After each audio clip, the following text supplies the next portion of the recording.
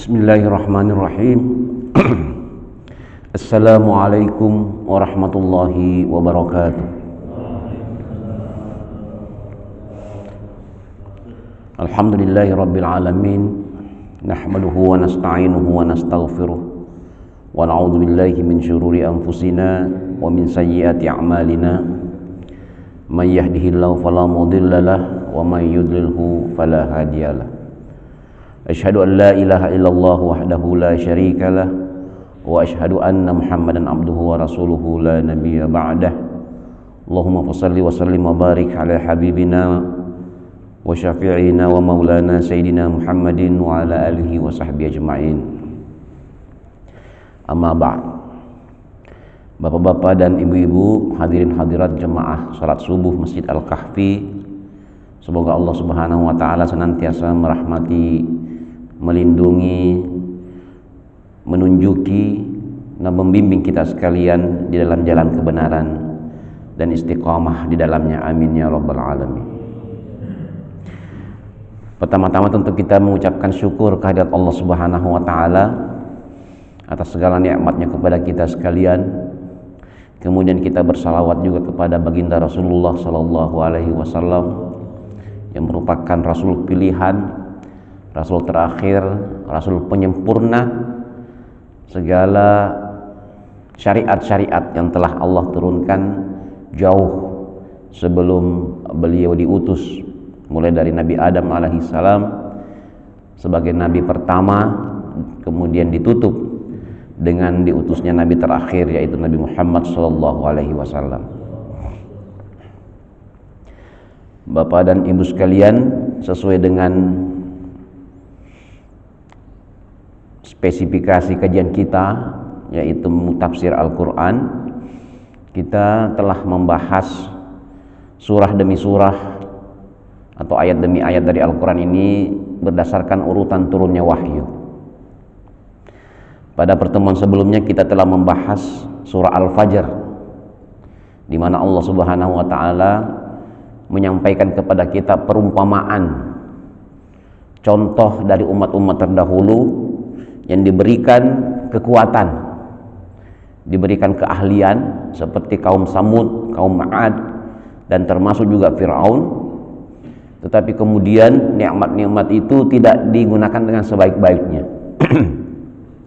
Apa yang terjadi? Kemudian Allah menunjukkan bahwa manusia tidak dibiarkan begitu saja, tetapi manusia diawasi oleh Allah Subhanahu wa taala. Jadi bukan kekuatan, bukan keterampilan, bukan kepandaian yang menjadi pembeda manusia di hadapan Allah Subhanahu wa taala, tetapi adalah sejauh mana kita atau manusia itu menunjukkan ketaatannya kepada Allah. Makanya dalam ayat yang lain disebutkan, inna akramakum indallahi atqakum, yang paling mulia di sisi Allah adalah yang paling takwa. Jadi kalau kita semua bertakwa, kita semua adalah hamba yang mulia. Nah, kalau mau berkompetisi, ya, siapa yang terbaik?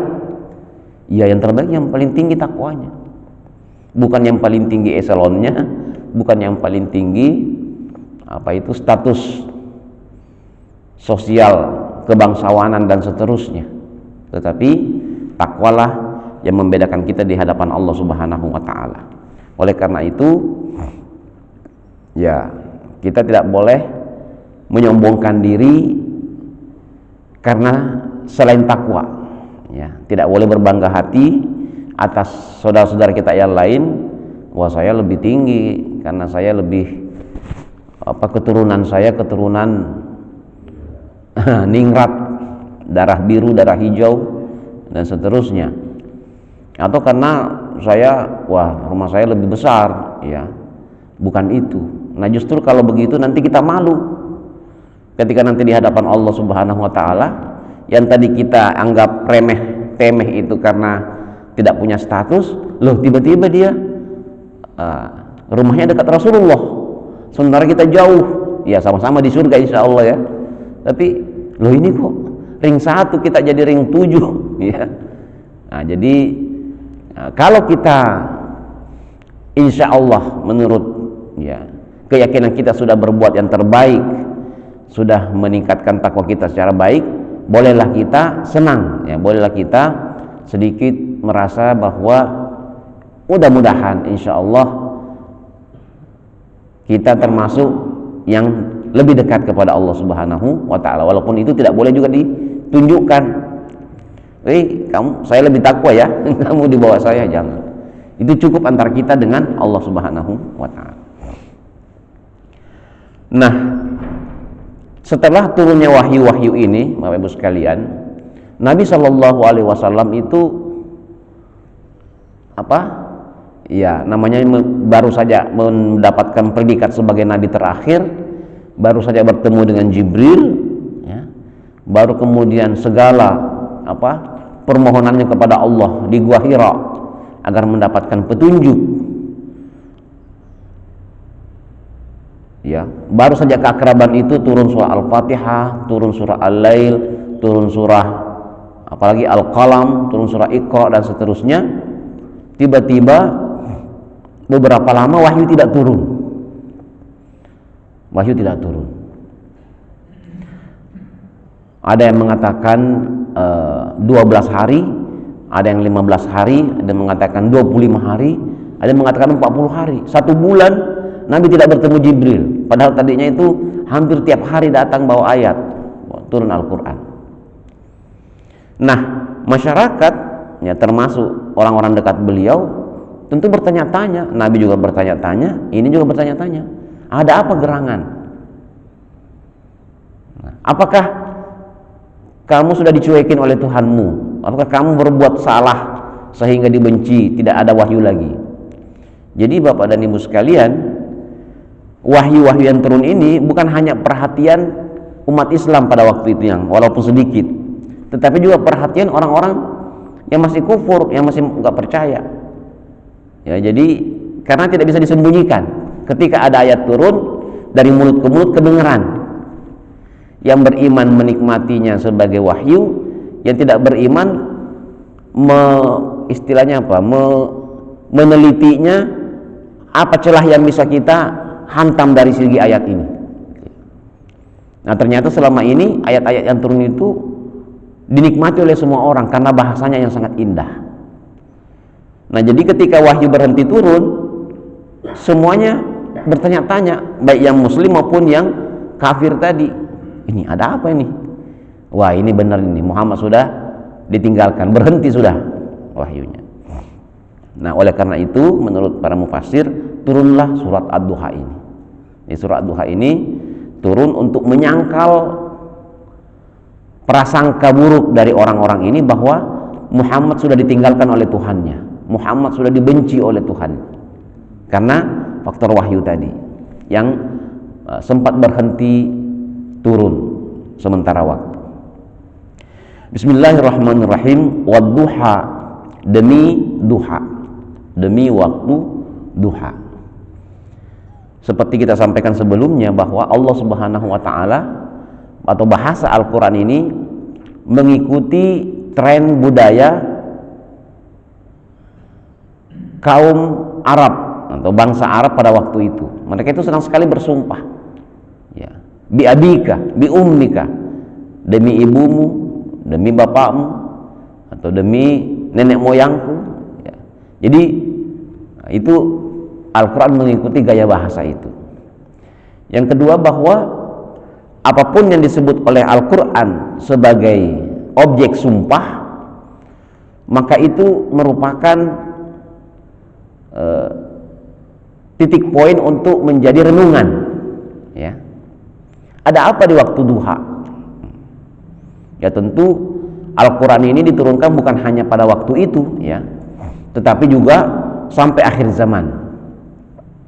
Nah, kalau pada waktu itu, ya, tentu sama dengan kita waktu masih di kampung, ya. Namanya waktu duha itu waktu untuk beraktivitas karena matahari sudah pencahayaan sudah terang. Kalau sebelum duha, rasa-rasanya kalau kita mau membabat rumput atau mencangkul itu takutnya salah-salah, ya, karena masih belum terang. Tapi kalau matahari sudah sepenggal, setombak naik itu sudah waktunya untuk beraktivitas. Tetapi kemudian Rasulullah SAW mensunnahkan kita, ya, sebelum memulai aktivitas itu, ya, sholatlah dulu, sholat duha 4 rakaat atau 8 rakaat. Duha juga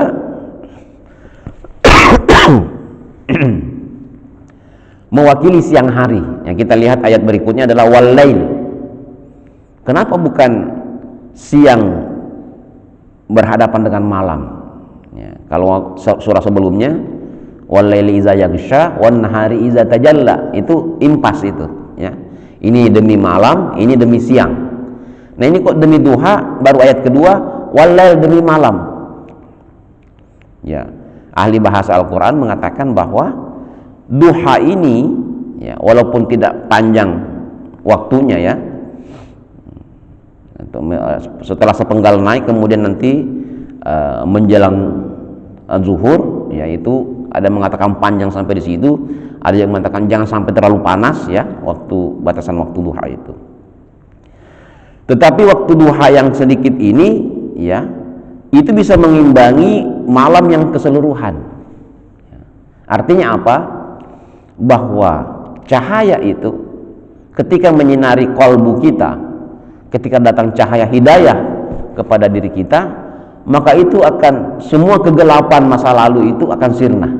Nah, ini salah satu tafsiran dari para mufassir kita. Jadi walaupun duha ini waktunya tidak banyak, tidak sepanjang malam. Malam itu kan 12 jam lah, mulai dari maghrib sampai syuruk, ya, 12 jam. Tapi duha ini hanya beberapa jam, ya, 3 atau 4 jam. Tetapi duha ini mewakili keseluruhan siang dan tidak perlu seluruh siang untuk melawan malam. Jadi cahaya yang diperoleh, ya, nur yang Allah berikan kepada kita itu mampu untuk menghalau 12 jam malam yang gelap gulita itu. Ini salah satu penafsirannya. Demi waktu duha, wal-laili iza saja, dan demi malam, ya, ketika sudah mulai sunyi, ya, sudah mulai senyap. Ada apa di waktu malam? Ya, selalu pertanyaan. Jadi waktu duha tadi seperti itu, ya. Ada apa di waktu malam? Malam ini penuh dengan misteri, ya, penuh dengan misteri. Itu kadang-kadang, ya, terutama kita yang tinggal di Jakarta, itu wajah orang kalau antara siang dengan malam itu kadang-kadang beda, Pak. Ya, semua jadi indah di malam hari, ya. Ya, jadi jangan tertipu oleh cahaya malam. Ya. Ini kalau malam kok cantik, kalau siang tidak, gitu, ya. Jadi memang ada aura-aura lain di waktu malam itu, ya. Jadi malam bisa menjerumuskan orang kepada keburukan, tetapi di malam hari juga bisa membawa orang kepada keberkahan, kesuksesan, ya. Kalau wa minal laili fatahajjat, ya, ketika manusia pada tidur kemudian hamba Allah bangun untuk berzikir menyembah Tuhannya, maka disitulah cahaya hidayah akan bertambah dan bertambah. Dari segi ilmu astronomi, Bapak Ibu sekalian, bisa dibayangkan ketika malam tiba, kita semua di waktu malam, setelah itu tidak ada lagi siang, malam terus. Itu adalah suatu pertanda bahwa kiamat sudah datang. Jadi ketika, kalau perkiraan para ahli astronomi, ya, ketika matahari kehabisan sumber energinya, dia tidak mampu lagi untuk menahan orbit bumi, dan bumi juga sudah tidak bisa berputar lagi, tiba-tiba berhenti. Pas berhenti kita di posisi malam, ya. Nah, setelah itu, atau matahari sudah tidak bersinar lagi, kita posisi siang maupun malam nggak ada cahaya lagi, matahari tidak ada, sudah kehabisan bahan bakar. Alhamdulillah, menurut informasi bahan bakar matahari ini masih mampu bertahan berapa tahun Pak? Ini masih miliar tahun ya. Jadi masih aman kalau dari sisi itu. Kecuali kalau Allah berkehendak lain ya. Ma wadda'aka rabbuka wa ma qala. Inilah jawabannya. Wahai Muhammad, tidaklah Tuhanmu itu meninggalkan kamu. Ya. Wa ma qala, dan juga tidak membenci sama kamu. Ini jadi Al-Quran itu Bapak Ibu sekalian benar-benar bisa membolak-balikkan keadaan ya. Untuk kita pernah membahas surah Al-Lahab ya, bagaimana ketika Al-Quran menyatakan bahwa istrinya Abu Lahab itu ya, Ummu Jamil itu fi jidha hablum min masad ya, di lehernya ini ada tali ya dari sabut api neraka. Padahal tali yang sebenarnya itu adalah emas yang besar itu. Jadi kalau kita biasa ada yang viral itu di masyarakat kita, ada yang pakai emas gede-gede ya, rantainya di sini, kemudian ada di sini bandulnya ya. Setelah turunnya ayat Al-Lahab itu, ketika orang melihat Ummu Jamil dengan rantainya itu, dengan kalung emasnya itu, yang dilihat itu adalah sabut dari api neraka. Ya, kenapa? Karena Al-Quran ngomong begitu. Jadi Al-Quran ini luar biasa. Makanya beberapa nama atau beberapa pihak yang terlibat dalam turunnya Al-Quran itu merupakan sebuah kebanggaan. Sebuah kebanggaan. Dulu Umar bin Khattab sudah jadi khalifah, berjalan di sebuah kampung, tiba-tiba mampir di rumah seorang janda tua. Orang-orang tidak kenal, siapa itu wahai khalifah? Anda sebagai presiden waktu Umar itu, kekuasaan umat Islam itu sudah luar biasa Pak ya, sudah sampai di Mesir, sudah punya gubernur Amr bin As di Mesir ya. Umar khalifah ya. Itu mengalahkan presiden Raja Raja Salman itu. Kalau raja kan cuma Saudi saja, ini Mesir ke Jordan dan seterusnya itu dikuasai oleh umat Islam. Jadi presiden luar biasa itu. Tapi mampir di sebuah rumah reot ya, gubuk milik seorang janda. Setelah beliau bersilaturahim, bernoskali sebentar baru pamit, ditanya oleh sahabat, kenapa Anda mampir ke situ? Katanya, kamu tidak tahu gara-gara wanita ini turun surat Al-Mujadalah katanya ya. Beliau lah yang mengadu, kemudian turun surah dalam Al-Quran. Jadi bekas ya, atau apapun yang disampaikan oleh Al-Quran itu luar biasa pengaruhnya, karena semua tahu ya. Semua tahu, baik yang muslim maupun yang non muslim, ketika Al-Quran turun mereka semua tahu dan hafal ya. Di satu menghafalnya karena memang senang kepada Al-Quran, yang non muslim ini ya, yang kafir ini hafal juga, tapi karena mencari celahnya, ini apa lagi ini ya. Jadi begitu. Tidaklah Tuhanmu membiarkan kamu wahai Muhammad, tidak seburuk yang disangkakan orang ya. Wa ma qala, dan juga tidak membenci kamu ya. Disitulah Nabi SAW dan umat Islam itu alhamdulillah ya, semua senang, syukur. Konon ketika ayat ini turun ya, Nabi langsung teriak Allahu Akbar ya, takbir saking senangnya. Kemudian ketemu lagi dengan Jibril, turun lagi ayat Allahu Akbar.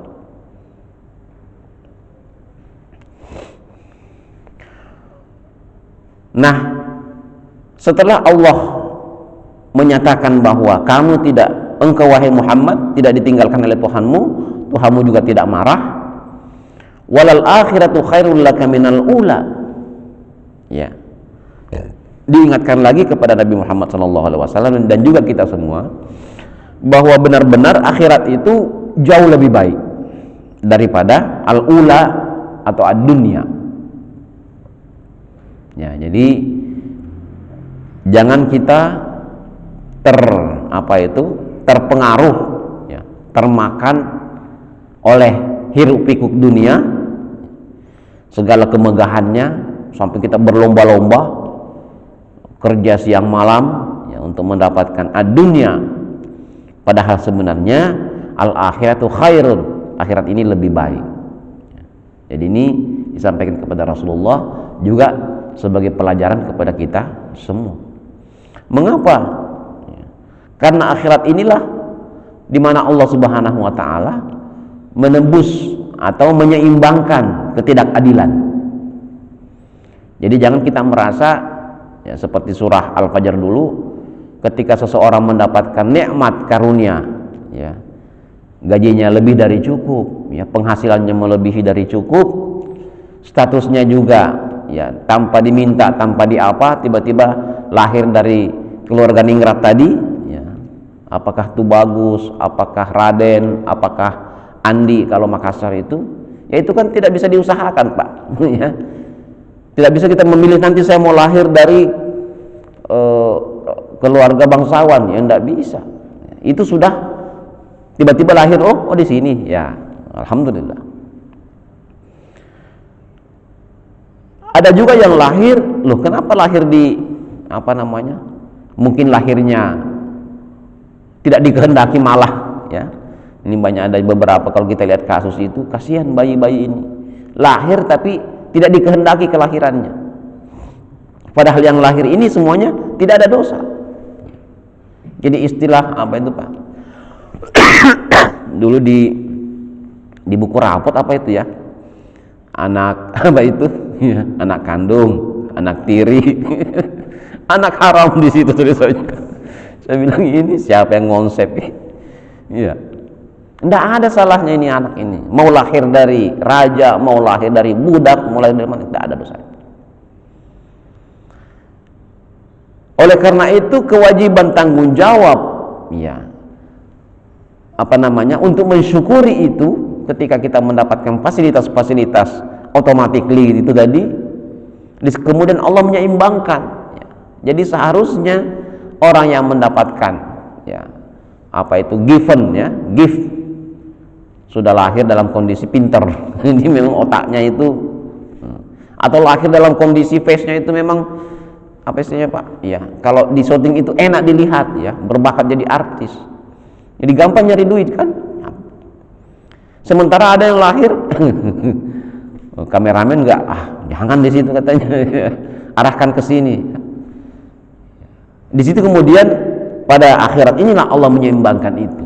Yang mendapatkan kemudahan mendapat rezeki seharusnya juga mudah untuk berinfak ya.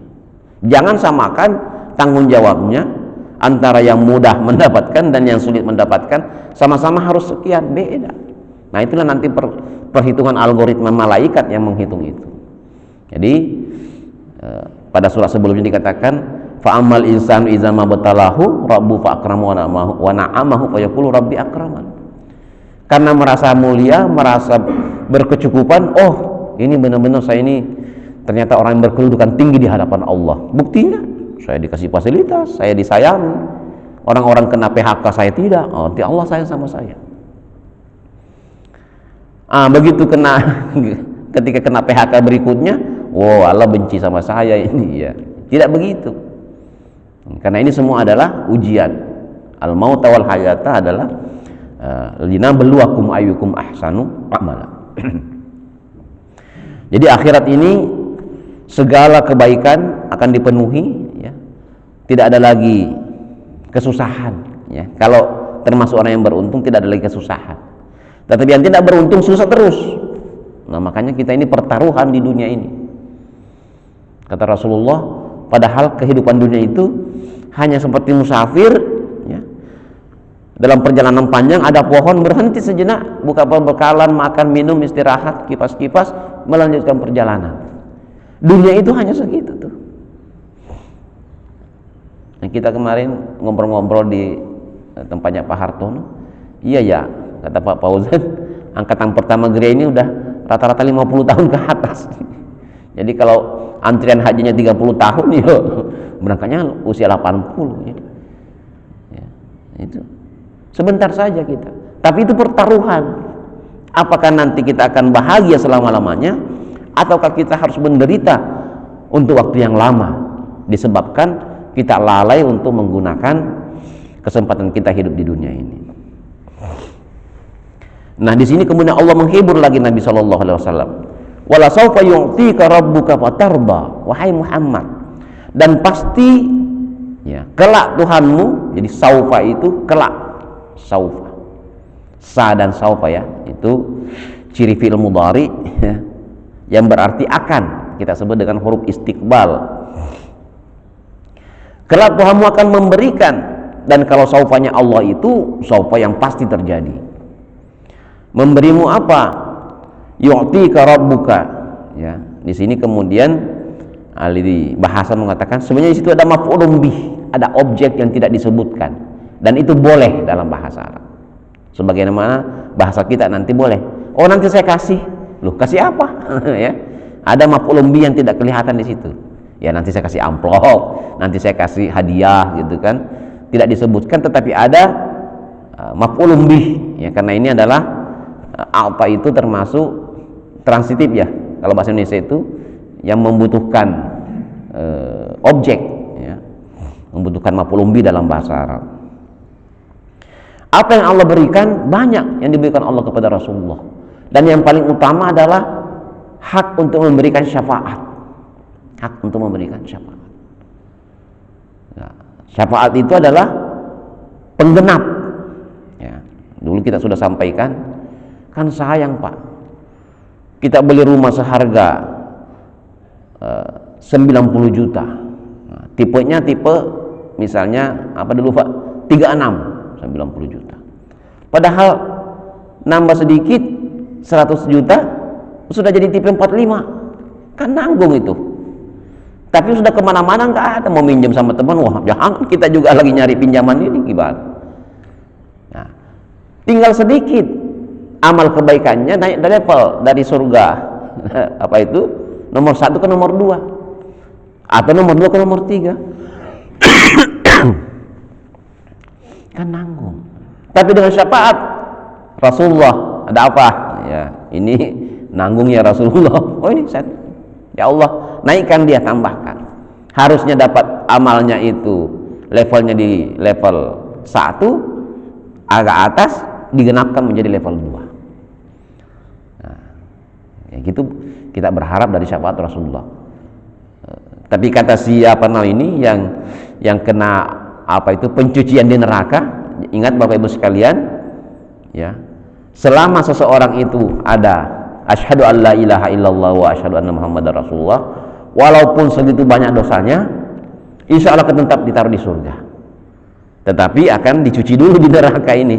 Karena sudah mencuri, sudah narkoba, sudah merampok, sudah korupsi, ya kan tidak bisa juga tiba-tiba dimaafkan begitu saja. Nanti kata yang ini, loh ya Allah dulu kan di dunia dia korupsi, masa kita sama-sama nggak ada lagi? Oh ya dicuci dulu dia, cuci dulu. Nah pencucian ini harusnya dicuci ya misalnya 5 jam 5 jam. Jadi satu hari di surga itu Pak, itu 1000 tahun. Ka'al pisanatin mimma ta'udun, 1000 tahun. Jadi kalau 1 jam itu sudah puluhan ratusan tahun itu. Jadi kalau dicuci 5 jam itu bisa 400 tahun itu. Iya. Tiba-tiba ada syafaat dari Rasulullah, mungkin waktu itu sempat bersalawat, ya sempat apa namanya memuji-muji Nabi, baca barzanji. Baca barzanji itu adalah puji-pujian kepada Rasulullah. Dan Rasulullah tahu siapa yang memuji beliau, siapa yang ya. Kita berharap dari syafaatnya. Nah, seperti itulah ya, syafaat itu. Jadi Rasulullah digembirakan oleh Allah, wahai Muhammad, nanti kamu bisa membantu umatmu yang kesulitan. Diberi hak veto ya. Dan dalam hadis lain disebutkan bahwa Rasulullah Shallallahu Alaihi Wasallam karena sangat kasihan sama umatnya, sangat sayang sama umatnya, umat Nabi Muhammad dipersilahkan masuk surga lebih dahulu. Wah, senang banget Rasulullah, senang sekali. Bahwa dari sekian banyak umat Nabi sebelumnya, ketika nanti sudah selesai perhitungan, yang berhak untuk masuk surga lebih dahulu adalah umatnya Nabi Muhammad SAW. yang lain antri dulu di belakang, ya. Wah, ini senangnya, senang sekali. Begitu Allah menghibur Rasul kesayangan beliau. Dan Nabi lain tidak protes karena Nabi lain sudah tahu. Ya walaupun kita lahir duluan, ya dia memang kesayangannya Allah gitu ya.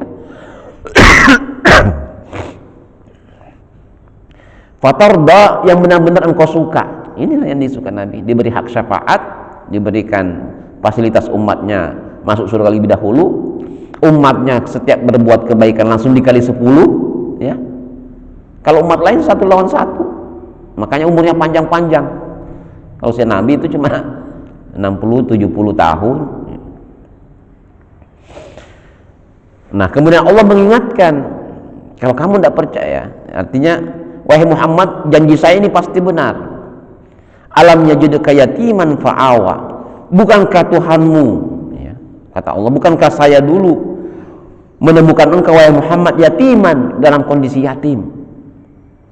Berulang kali kita mengatakan yatim ini, Pak, itu apalagi di masyarakat Arab itu luar biasa, ya. Ketika tidak ada ayah yang melindungi, itu jiwa anak itu bisa terguncang, itu bisa apa istilahnya ini, termarginalkan, yang merasa inferior.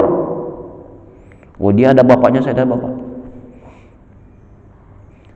Sama-sama punya bapak saja, kalau yang satu anaknya Pak Kepala Desa, wah itu lebih, wah ini jangan coba-coba anaknya Pak Kepala Desa itu. Jadi dulu katanya ada jagoan di kampung, ceritanya anaknya datang pulang menangis. Wah, siapa yang berani saya datang pulang menangis? Mana? Siapa yang bikin kamu menangis? Dibawa goloknya, cari itu lawan anaknya. Katanya itu dipukul sama si itu, katanya. Pas ya, anaknya Pak Desa. Wah, yuk kita pulang, kamu yang salah, katanya. Ya, kamu yang salah. Kenapa kamu melawan anaknya kepala desa? Itu saking pentingnya waktu itu ya, dan sekarang juga. Betapa orang tua itu adalah suatu hal yang sangat diperhatikan oleh orang. Nabi lahir dalam keadaan yatim, fa'awa, kemudian Allah melindungi. Caranya bagaimana? Masih ada kakeknya. Jadi Nabi lahir dalam keadaan yatim. Ada juga mengatakan tidak lama setelah lahir ayahnya meninggal, ada kakeknya, Abdul Muttalib,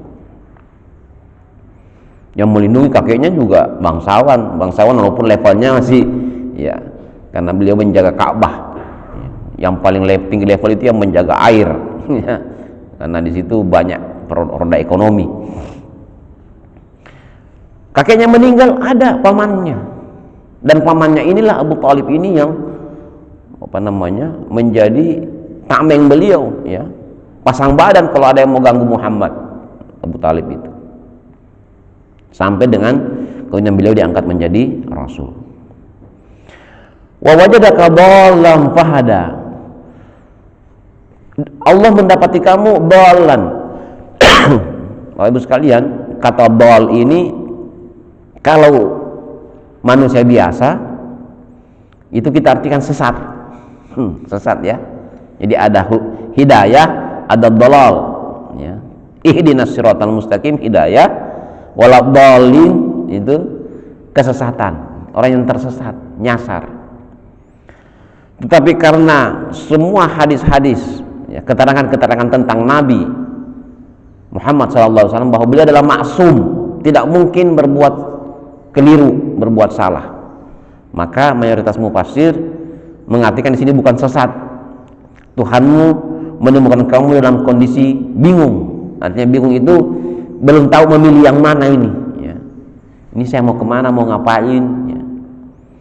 Fahada, kemudian Allah memberikan hidayah memilih jalan yang ini. Jadi bukan sesat, ya, tetapi hanya karena kebingungan semata.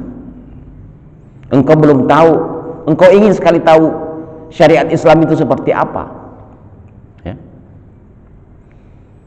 Apakah sama dengan yang sudah berlaku sekarang di masyarakat Arab, atau akan ada perubahan? Nah, ternyata ada perubahan, kan. Syariat Islam ini menyempurnakan, memberikan syariat baru, ya, memperbaiki syariat-syariat yang sudah ada sebelumnya. Wa wajadaka ailan fa'agna, menemukan engkau wahai Muhammad berkekurangan, ya, Kalau kita miskin lah ya. Fa'agna, kemudian Allah mencukupkan.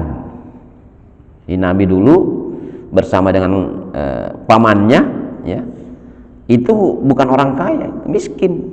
Makanya Nabi sempat menggembala kambing orang, bukan kambing sendiri. Yang menggembala itu kan dapat upah dari menggembala. Nabi bukan orang kaya pada waktu kecilnya. Kemudian fa'agna ya, ketika ikut berbisnis dengan Bunda Khadijah, disitulah rezeki mulai berdatangan. Nabi sempat kaya di situ. Jadi ada dulu buku Nabi Muhammad sebagai saudagar ya. Nabi sukses menjadi pedagang. Kenapa? Karena terkenal al-amin, jujur. Ini kalau kita ada beberapa warung ya. Siapa warung yang tidak pernah mengecewakan, ke situ orang belinya itu. Wah, ini kalau Muhammad yang jualan kalau ada cacatnya dikasih tahu. Oh, ini ada kekurangannya di sini, makanya harganya beda. Tidak bisa makan harga yang ada cacatnya dengan yang tidak cacat. Pedagang yang paling jujur, maka berhasil ya. Dagangannya Khadijah itu berkembang dan Nabi juga mendapatkan bagi hasil yang banyak, sehingga waktu melamar Khadijah, beliau bukan datang sebagai orang miskin, datang membawa mahar yang luar biasa pada waktu itu. Jadi cukup. Nah, apa balasannya? Kata Allah, fa'ammal yatima fala taqhar. Wahai Muhammad, janganlah engkau berbuat kasar menghardik anak yatim. Karena kamu juga dulu yatim. Kemudian kata Allah melindungi kamu sehingga tidak ada yang berani menghardik kamu sebagai yatim. Balasannya, kamu juga jangan berlaku demikian. Ya, berlakulah yang baik kepada anak yatim. Nah, ini kepada kita juga. Dalam sebuah hadis juga disebutkan, pernah ada orang datang kepada Rasulullah. Ya Rasulullah, saya ini kenapa ya? Saya sedikit-sedikit marah. Ya, mungkin kemarin syarat apa itu syarat marahnya mungkin kena ya, sedikit-sedikit marah, kasar dan seterusnya. Bagaimana caranya ya Rasulullah supaya saya ini bisa lembut? Itu pingin tahu. Kata Nabi, sering-seringlah mengelus kepala anak yatim katanya. Jadi salah satu cara melembutkan hati kita, memudahkan hati kita untuk ya tidak berat melaksanakan agama, perintah Allah, sering-seringlah mengelus, menyantuni anak yatim. Jadi itu salah satu cara kita. Wa ammas sa'ila fala tanhar, orang yang meminta bantuan jangan kamu juga hardik, usir, jangan kasih. Ya.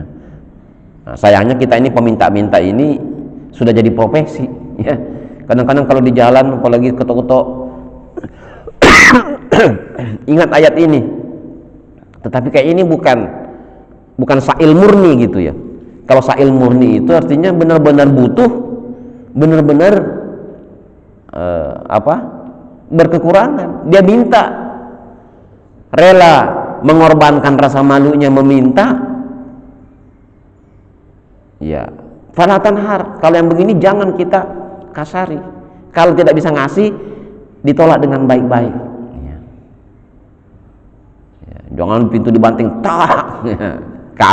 Nah persoalannya kan di Jakarta ini dimanipulasi ya. Ayat ini digunakan untuk memperkaya. Jadi ada kampung pengemis di mana itu, di Jawa apa di mana? Itu kok kaya-kaya ini. Apa pekerjaannya? Pengemis katanya. Ya, bukan itu.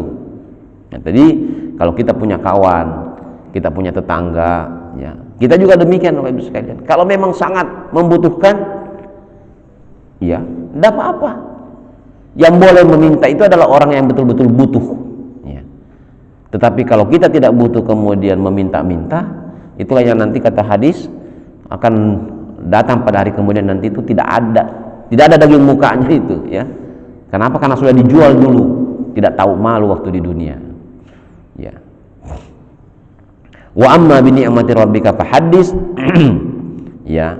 Dan nikmat Tuhanmu maka ceritakanlah. Ya, makanya kita ada yang disebut dengan tahaddus bin ni'mah.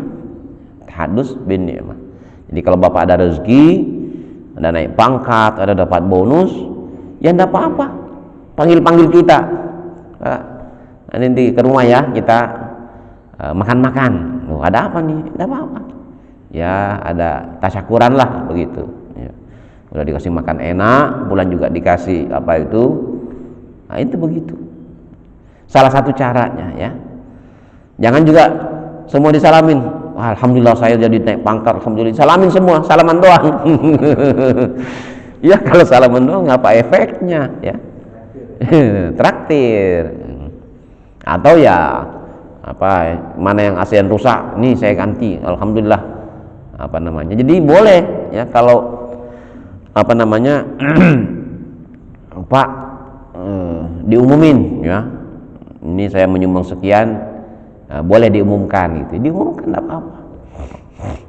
Oh, ini orang adalah orang yang pandai bersyukur ya, tahadus bin ni'mah, bukan riya. Bedakan dengan riya. Kalau riya itu ya dibikin-bikin, sebenarnya dia tidak ingin menyumbang, tetapi dia menyumbang supaya namanya disebut. Loh, kok semua orang, nama orang disebut, saya enggak. Akhirnya terpaksa dia, aduh berat semuanya ini buat ini, tapi aduh ya, demi disebut namanya. Itu enggak boleh ya. Tidak boleh kita apa namanya berbuat amal itu karena hanya ingin disebut. Tetapi kalau sudah dalam kondisi taat ya, baik-baik semuanya berjalan baik, dapatkan nikmat, ya sampaikanlah, buktikan ya bahwa memang ada ya, bukti dengan kurban, bukti dengan infak sedekah dan seterusnya. Nah, jadi Bapak Ibu sekalian, inilah surah Ad-Duha, di mana Allah Subhanahu wa taala meminta kita untuk sering-sering merenungi ya, ciptaan Allah Subhanahu wa taala berupa perputaran waktu, berupa waktu duha, waktu malam. Kemudian Allah Subhanahu wa taala menegaskan kepada Rasul yang dicintainya bahwa Allah itu tidak membiarkannya dan tidak membencinya, termasuk kita juga. Insya Allah kita umat Nabi Muhammad jangan berprasangka buruk kepada Allah Subhanahu wa taala. Kalau ada keburukan menimpa kita, itu tidak lain adalah ujian ya. Bukankah Allah Bismillahirrahmanirrahim, Maha Penyayang, Maha Pengasih ya, Maha Pengasih, Maha Penyayang. Kita mendapatkan dua jatah, Ar-Rahman dan Ar-Rahim.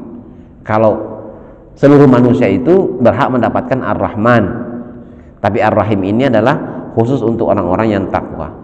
Kemudian Allah menghibur nabinya dengan memberikan sesuatu yang Nabi sukai, kemudian mengingatkan bahwa Nabi dulu adalah orang yatim, kemudian Allah melindunginya, bahwa Nabi dulu bingung, kemudian Allah memberikan hidayah berupa Al-Quran, bahwa Nabi dulu miskin, berkekurangan, kemudian Allah mencukupkan. Karena itu wahai Muhammad dan kita semua, berbuat baiklah kepada anak yatim, bantulah orang yang membutuhkan. Kalau tidak mampu membantu, jangan dikasari, tolaklah dengan cara yang terbaik. Dan ketika engkau mendapatkan nikmat dari Tuhanmu, maka tunjukkanlah rasa syukurmu itu ya, dengan berbagi ketaatan, dengan berbagi rezeki kepada saudara-saudaramu yang lain. Demikian, mudah-mudahan bermanfaat.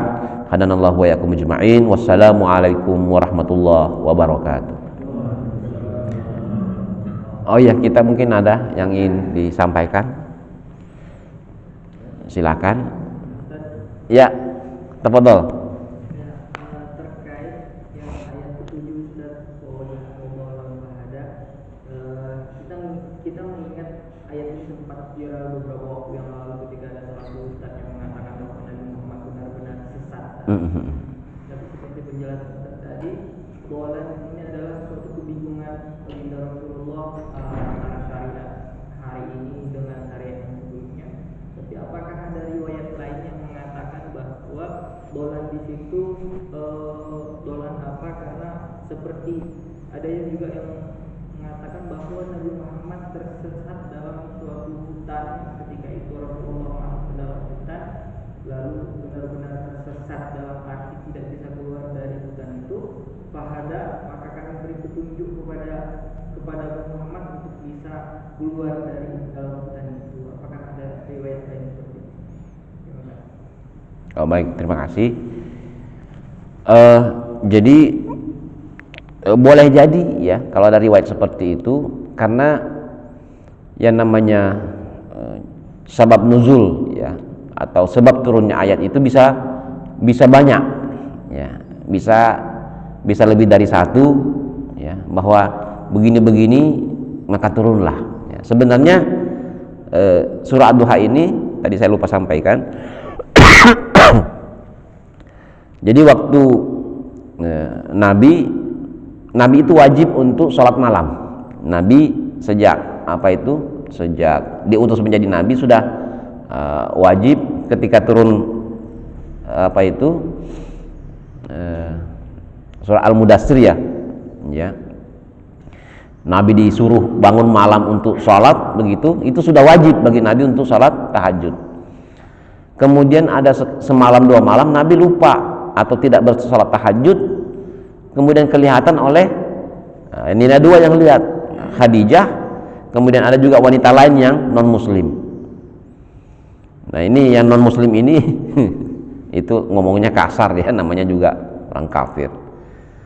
Hai Muhammad, tumben katanya nggak sholat lagi, apa setanmu sudah pergi? Jadi setanmu sudah pergi. Apakah ini dasar orang kafir ini? Yang dimaksud setan itu Jibril. Kasar sekali ya. Ini maka turunlah ayat surah Ad-Duha ini ya. Jadi salah satu juga itu, di samping tadi ya ada gosip di luar lama Nabi tidak turun wahyu, kemudian ini juga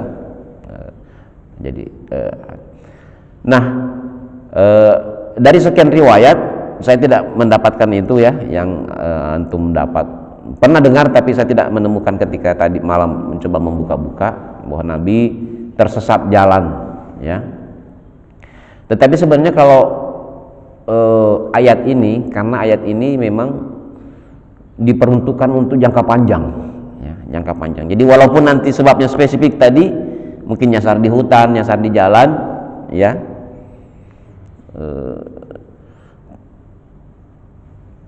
tetapi efeknya atau penjelasan dari ayat ini berlaku untuk seterusnya. Nah dari sekian banyak ini yang paling kuat yang tadi ya, bahwa Nabi ini bingungnya itu gini, nanti apa yang akan agama Islam ini nanti apa selanjutnya gitu ya, apa selanjutnya, what next? Ini kan baru awal-awal wahyu nih ya. Belum ada perintah zakat ya, belum ada perintah tentang ekonomi Islam, belum ada ayat-ayat tentang hukum, tentang pernikahan bagaimana, tentang waris bagaimana, belum ada ya. Jadi di dalam kerawangan beliau itu kemudian Allah kemudian memberikan petunjuknya ya, hidayahnya. Nah walaupun di sini fi'il madhi itu juga bisa berarti nanti ya. Jadi karena hidayah Allah ini kemudian berwujud kepada syariah ya. Adanya syariah yang sempurna sehingga al-yauma akmaltu, sehingga selesai ayat. Jadi tidak masalah ya Mas ya, kalau misalnya banyak sebab nuzul, tetapi bahwa Nabi tersesat itu ditolak oleh para ulama, bahwa dalun di sini adalah dalun sampai berbuat maksiat. Jadi salah jalan, harusnya ke Istiqlal tembus ke Mangga Besar gitu kan. Nah itu salah jalan, dalun namanya itu. Tapi Nabi tidak mungkin, karena Allah sudah menegaskan bahwa itu maksum, Nabi itu tidak terlindungi daripada berbuat dosa. Itu barangkali Mas ya, insyaallah. Terima kasih Pak. Cukup ya. Baik, sekali lagi terima kasih. Mari kita akhiri dengan sama-sama membaca doa kafaratul majlis. Subhanakallahumma wa bihamdika asyhadu an la ilaha illa anta astaghfiruka wa atubu ilaik. Assalamualaikum warahmatullahi wabarakatuh.